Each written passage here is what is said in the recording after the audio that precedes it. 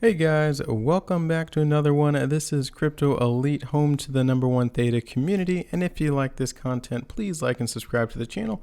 And you can find me on Theta TV as well. And as always want to say thank you when you do subscribe on Theta TV. It helps a lot, and I get these really awesome badges. So I will claim that right now. And once again, if you haven't already, make your way over to Theta TV. It's a great experience as well. This video, it'll be another update, monthly update to my Theta staking earnings. And as always, I go over a little bit of educational content before I go over to the earnings. So if you're not interested in the educational content, you can just skip on over to the second half of the video. If you are interested, you can just put it on 2x speed, and then we will blast on over to those earnings afterwards. But this educational content, I'm going to dive a little bit into the Theta Mainnet 4.0, just one subject in particular, and that is ZK rollups. They are now going to be integrated into the Theta ecosystem, so a lot of people might not know what they are, so I'll try and break it down really easy, very simple, so that there is a quick understanding of it, and then we will dive right into the earnings for the month of April. For the Theta Mainnet 4.0, I will just go over this little subsection of the white paper where it highlights the ZK rollup extension. And if you're unfamiliar, the most popular way that people are familiar with the ZK or zero knowledge proofs, the rollups, are because of Ethereum. And that's kind of what this first little section says. The main chain plays a role of the Ethereum layer 1 chain, and subchain corresponds to the individual rollup network. So this is not a coincidence. Rather, the meta chain is designed to have the potential to evolve into a ZK rollup-like architecture in the future by just adding a few more gadgets. And I won't go in super depth. Once again, this is just a high-level overview of everything, but the two things that they're going to add are the validity snark proof, which is just one type of a zero-knowledge proof, and then also data availability sampling with Theta Edge Store. So those are the two things that they're looking to implement with it. If we go to the ethereum.org website, we can read a little bit of zero knowledge rollups. And I'll just, like I said, read a little bit. Zero knowledge rollups, ZK rollups, bundle or rollup hundreds of transfers off chain and generate a cryptographic proof. And these proofs can come in the form of snarks or starks. And once again, I won't get into the differences between them, but they are posted on the layer 1. So this is important because the ZK rollup smart contract maintains the state of all the transfers on the layer 2, and this is done within a validity proof, and all of that data just gets transported into the layer 2 from the layer 1 with these zero knowledge proofs. And another way of looking at this, I went on a different website, wired.com, and it kind of explains what are zero knowledge proofs. And a good way to highlight it is in this little area that was highlighted. So zero knowledge techniques are mathematical methods used to verify things without sharing or revealing underlying data.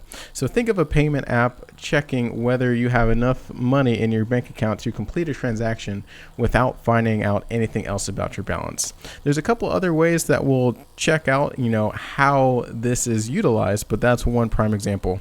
Another example of something we use on a daily basis is the biometric authentication on phones. So if you have an Android device or certain Apple devices, you can biometrically get into your phone without having to actually enter your password. And that is one form, in a way, of a zero knowledge proof. So the core solution to this conundrum is a cryptographic protocol referred to as a zero knowledge proof, which allows a user to reveal he or she has the knowledge of a certain piece of data without disclosing it. So by you entering your fingerprint or your Apple ID, looking at your face, it kind of knows that this is one way of verifying that you know the password to your phone. Therefore, it is a workaround for you to get into your phone. So that is zero knowledge proofs in a nutshell. Once again, this is being utilized by Theta in the main chain 4.0, so at least you have a high level understanding of it. So now let's get into my earnings for the month. And like I mentioned in one of my previous videos, I did move, so there was some downtime that happened. It was about 5 days actually, just because I was in between living in a hotel and then moved into the new place, and still had to wait for internet. So there's a lot of reasons behind it, and that is another reason why you might consider utilizing Gpool services, where they run these nodes 24/7, and that is definitely the cost of doing business of running your own node. Sometimes, like if you move, then there is going to be downtime, but I am back up and running, and it's going 24/7. And actually this month it did pretty decent, all things considered, with the move in there. So if you're unfamiliar, I have invested about 8,500 into Theta ecosystem, Theta being about 5,000, TFUEL being about 3,500. And if we check out the monthly TFUEL earned, I will make that black, and I earned about 86 TFUEL for the month.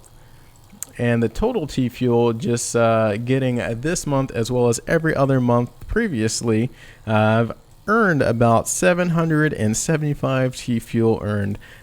With that in mind, it is really awesome, getting very close to that 1,000 mark, and I do look forward to that. The price of Theta, I wish I could say more great things about that, but it has just been continuing to slide, as well as the price of TFUEL also. So hopefully, there might be another bull market around the corner, and if there's not, then I will just have to continue to look at a lot of red for the next 1 to 2 years until the next bull cycle comes about. But that's okay. I think this is a long-term play, guys, so it is what it is at this point in time. And then from there, the number of transactions over the month, and this is even including that about a week of downtime, has been 16 transactions, which is actually one more transaction than last month. And the USD earned is about $10. And once again, it's less this month than last month, and that's just because of these prices, guys. When you convert the TFUEL price over to US dollars, it is not that high. And something that I do need to update, since I have moved, I need to check my new utility company to see how much electricity does cost, because at my last location, electricity was very, very cheap. I imagine electricity will still be cheap here, but it'd be worthwhile to experiment and see if these numbers are still very similar. So the total US dollars earned, $92.10, and the equipment that I am running on is a Dell G7 Core i7, and right now it is you hear that noise in the background. It's making a lot of noise, so I don't know how much longer I'll be able to continue running on this laptop. Hopefully it will last a little bit longer, but we will see. That's the nature of the beast. I'll probably have to go get this one checked out. My ROA has been negative 55, so my return on my asset for Theta, once again, I invested about the $5 mark, so that kind of makes sense there. And then the ROA for TFUEL, once again, down as well, because I invested when it was about 35 cents. So once again, a lot of red over here, but like a long run play is what I will continue to say. My overall return on investment, and that's 8,500, because I did add the Theta to it as well. It is a small return on investment, but we'll see what happens in the long term. And my APY, once again, that's taking the past couple months and then just getting an average, and I'm about 2.55%, so not super high, quite low actually, but once again, those are just the numbers. I'm not hiding anything. This is what I am earning. I still look forward to every month to getting more and more TFUEL, because the thing I don't show you is what I'm using the TFUEL for. So the TFUEL is being utilized to purchase NFTs and to go into other liquidity pools where I am actually actually earning quite substantial more money than staking just via Edge node and my Guardian node. So although these numbers do look a little bleak, the TFUEL that I am earning actually is being put to use and